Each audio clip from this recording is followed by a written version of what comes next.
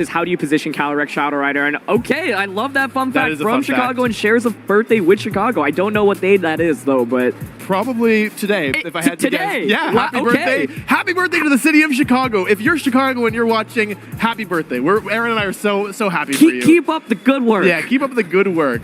So this right here is my friend Jose, better known as Charpie to folks around him. And Charpie, you made it on stream at Indianapolis Regionals, is that right? I did. Round 7 of day 1, yeah. And you made it to day 2 for the first time as well. I also did, also a first. Congratulations. So what was your day 2 experience like? If I had to use a single word, stressful. Stressful. I mean, it's always, I think, very stressful playing at such a high level of competition. But at least there was nothing holding you back. You were able to play at your highest level. There were no issues at all, right? No issues, apart from the fact that right before round 10 began, I got hack checked and one of my mons was flagged. Well, I guess that means you're a hacker then. Hacker right here. It also happens to be the only mon in my team that Bobby provided. So, turn it off. Turn it off! So there have been plenty of instances where players at major events have had Pokemon removed from their teams due to hack checks.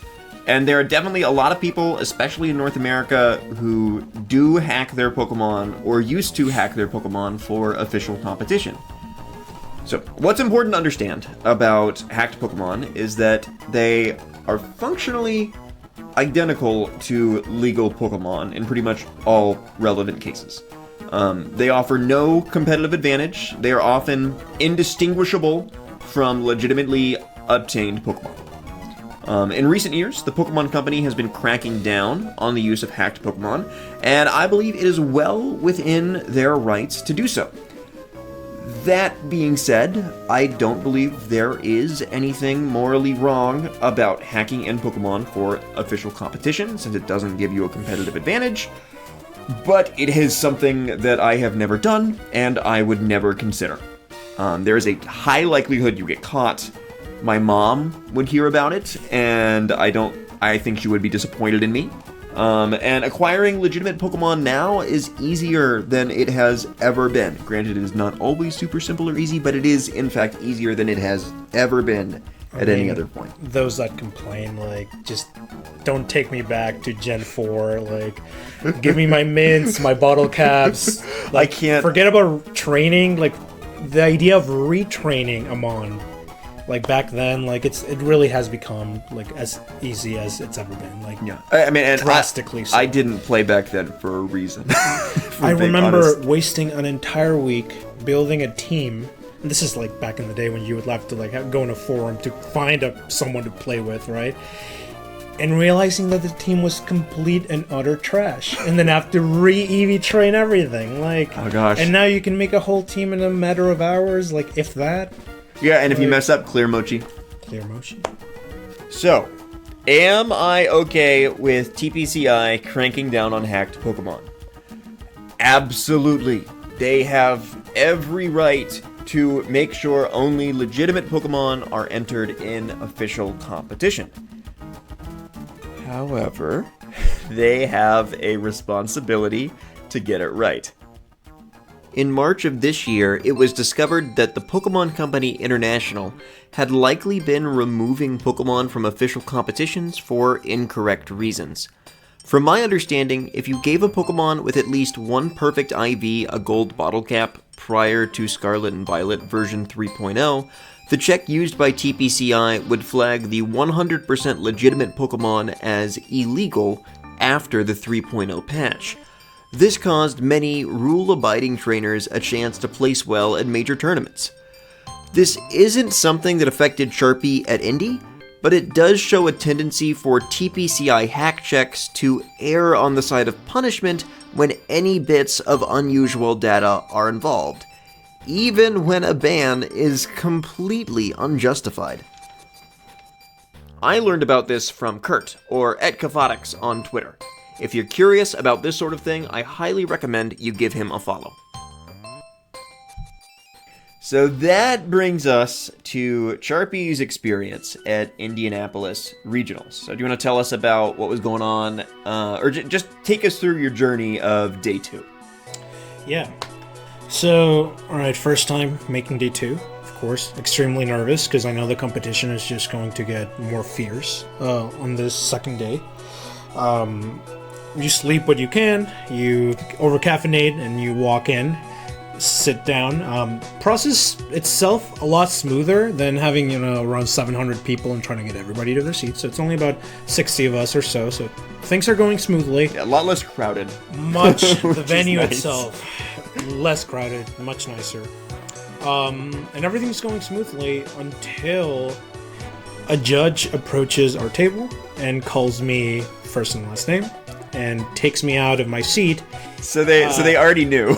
Yeah. So this is before even round 10 begins, right? Like we received our pairings. We were sitting in front of our opponents, but and I guess it's because they have the rental codes now that they have you do online. Yeah. So because it used to be they have to check the switch. Exactly. Which, by the way, I got done the day before. I got checked twice before going on stream. Round 8 or 9, I think, they also approached my table, even though they're like, oh, wait, you were on stream. We already checked you. But they checked me anyways. Oh, that's so weird. And then, round 10, the morning of Sunday, they run your rental that you submit when you submit your team list. And they said one of my mons was flagged. Funny enough, they never used the word hacked. They just said flagged. I mean, it's accurate. Yeah, I got flagged. So they said I would be receiving a game 1 loss on my very first round that day. And for the remainder of day 2, I would not be able to use that mon. This mon being in question was Amoongus. And the thing is, it's like, yeah, it's the Amoongus that got flagged, right? Yeah. And the Charpie only mon in the team. Charpie, I think, like, as this was happening in round 1, because we were kind of nearby, I was also playing in day 2, he kind of, like, comes up to me and he's like, hey, like, I don't know how you bred that Amoongus, because, again, I gave him this Amoongus. Yes. He said, I don't know how you bred that Amoongus if you were using a hacked Ditto or something, but it just got flagged that I'm not that allowed to use it. and then, of course, like, he had to go play his round, and I'm just sitting there like, what have I done? Because from my perspective, I'm like I've gone to a few of these day 2s. I've been hack checked many times. Never had an issue. Pretty sure you've used the Amoongus that bred my Yes, Amoongus. and I've used the Amoongus that bred your Amoongus. Yeah. And like I've heard in the past, and it is true. This is a true thing that parents don't actually matter when you are when they're determining whether a mon is hacked. However, we don't, like, at the time, we're just questioning everything. I'm confused. I'm just not understanding what's really happening. I know I work for my mons, right? Like, I breed everything that I can, I catch everything that I can, soft reset if I want a specific legendary IV, blah, blah, blah. And I'm like, I know my team's legit. I know Bobby. I know Bobby doesn't hack. I know if there's somebody that does it even more than I, is him, like, in terms of, like, getting resources and team build. So the whole situation just felt odd. It felt confusing, odd, more stressed towards the stress I was already feeling. And the funniest thing was, hey, the judge that approached me was not a head judge, but he said, hey, this is happening. I will talk to the head judge. He will come here and you will be able to appeal. And I was like, sure, yeah. Bring the judge. Judge comes in. I'm like, hey, check my switch. Check every box that I have. Check anything you want to check with this. I know my mons are legit. Mm-hmm. And what can I appeal? And he's like, oh, actually nothing. So this Amoongus that got checked, Charpie's Amoongus that got checked. The thing is, I had bred this Amoongus. I had bred it with an Amoongus that I used competitively before. I had bred it with a Ditto that had a 0 attack IV, and I had traded it to Charpie. Charpie had trained it. Traded the egg. There's the big thing. And I didn't even remember that at the time. But basically it's like Charpie and I, just like as the day was going on, we were talking about it, we're just like, I can't think of anything wrong with this Amoongus. And then Charpie brought up, the fact that the Among Us has my original trainer, although Bobby bred it. And the reason being is that Bobby just bred it, but I hatched it. The reason being is that I wanted to be able to nickname it over and over if desired, because it really annoys me that you can only do it once. Which is fair. Yeah, it's a feature of the game. And basically once Charpie pointed that out, we both kind of had a moment of like, that's like the only weird thing that we could think of about this Among Us. Because it's like, I don't hack Pokemon. I know he doesn't. If he hacked a Pokemon, he should have hacked his Calyrex Shadow that was max attack. That he still did very well with. But yeah, and basically, like, once you pointed that out, I was like, I think that might be it. I think that might have caused some sort of issue. And we even talked to a judge about it at some point. Yes. And, like, because I remember, like, during, like, the last round while Charpie was playing, I pulled one of the head judges aside. It's like, hey, if you have time, I'd love to talk about this. It's like, I bred this Mon, for my friend. It got flagged. I don't know how it's the case. I wonder if it might be because of the fact that I traded it to him as an egg. And basically the judge was very nice, as helpful as he could be, but I think at the end of the day, the judges who are there on the day, they don't actually know why things get flagged. They don't. They just run it through a program, and it gets flagged, and that's it. Which I think was the most frustrating thing. It's like, we're penalizing you, but we don't know why we're penalizing you. And we can't tell you why. And we can't tell you. So basically, we thought that this was just this huge, confusing situation that we would never get an answer to. But then I thought back to, and Kay, our good friend Kay, kind of mentioned this might be a good idea as well. Kaphotics, who had investigated and figured out that there was the glitch with the gold bottle caps. He's on Twitter, and my friend Kay mentioned, why don't you go reach out to him? And so I did reach out to him, and I was like, hey, my friend Charpie got a Mon disqualified in Indy. We strongly believe this was a legally obtained Mon, and we think it might be because I traded Charpie that Mon as an egg. And Kaphotics, the first thing he said back was like, oh yeah, that actually could have like created some like garbled trash bites. Yes, that was it. Trash bites in there that could have caused it to be flagged. And yeah, I talked back and forth with Kaphotics a little bit. They asked for the rental code. I sent it their way. And he basically came back and confirmed, yeah, that was the reason that Jose's Mon was flagged. So, yeah, I highly recommend you check out at Kaphotics on Twitter. After I reached out to Kurt, he tweeted this out, which basically is just a summary of the error that occurred with Charpie's Mon, with Charpie's Among Us. Since I have a longer in-game name than Charpie, what actually happened is I traded him the egg that I bred. The egg saves my name invisibly, and then Charpie hatches it, and when Charpie hatches it, he is listed as the original trainer, but because my name is still invisibly saved as the original trainer, all of the characters that are a part of my name that are kind of longer than Charpie's name are kept invisibly, and basically end up being extra trash bites. And yeah, these trash bites ended up causing Charpie's Among Us to get flagged as a hacked Mon, even though it was a perfectly legal situation.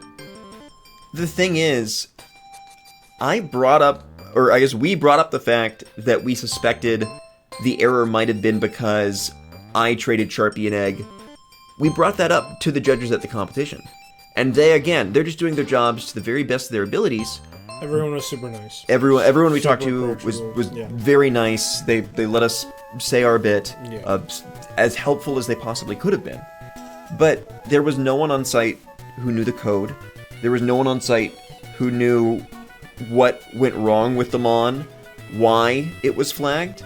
My sort of appeal, I guess, was filed and sent to somebody on the West Coast, at which time this was like 6 a.m. their time, so it's like, we'll see if we get a respond back, but by the time we do, it's like the competition has already gone by a few hours, few rounds, like, I've been playing with a handicap throughout, like... Yeah, I mean, and it's like, there's no one on site who knows the code.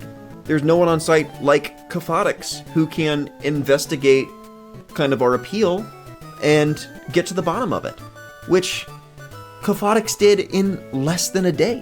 Less than while he was like also like working and living his life. Top 2 hours. Get an answer.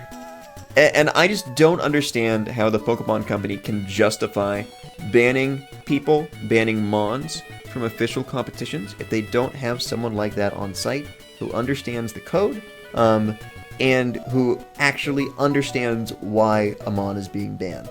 I mean, I know Kaphotics is like, I don't know if there's actually a lot of people who know as much about the code or about Pokemon as he does, but I think if there's not someone like that on site, whatever tool they're using, there has to be like a SME on it. You know, like somebody that's really knowledgeable about the tool, can break the tool down, can understand what the tool is doing itself. Which is I think just not the case. It's a black box to them. It's a black box that tells them yes or no, and the judges can't... It's not that they refuse to accept otherwise, it's just like they don't have enough information, and I don't blame them, right? It's like... Yeah, no, I don't blame the judges who are there, but it's a case where people are getting banned, and the people who are banning them, or Mons are getting banned, and people who are banning those Mons and it seems don't to know be why. a recurring thing. Like, it's not a one-of, it's another instance, right? It's another instance. A billion thank yous to Ed Kaphotics. They are the hero of this story. Without Kurt's help, we would never have gotten to the bottom of what happened with Charpie's Amoonguss at Indy. Before we wrap up, I would like to emphasize, don't hack in Mons for official competitions. It's against the rules, it's not worth the risk, and it has created an environment where TPCi feels the need to aggressively combat potential issues. Just grind a little, Google a guide, or shoot me a message on YouTube or Twitter if you don't know how to acquire a specific Pokemon or how to farm Terra Shards. The majority of people who have Mons flagged by TPCi are in fact hacking or genning their Pokemon, but this is not always the case, and it was not the case in this specific situation. If you are entering an official tournament with legal Pokemon, make sure to move your Pokemon to and from Pokemon Home before submitting your team, and also never accept an egg from somebody who has a longer name than you. You know what? Just don't trade eggs. That's really the solution. Just do not trade eggs at all. Based on our current understanding, these steps should make sure that your legal Pokemon do not get flagged. Also, I almost forgot. I qualified for the Pokemon World Championships. I got 60 points from Indianapolis, which was enough to push me over the line. If you made it this far, be sure to like and subscribe. Also, please leave a comment in support of Charpie. I felt really bad about what happened to him this past weekend, and I'm just hoping that, learning what we learned about the situation helps him feel a little bit better about it all. Anyway, much love. I'll see ya.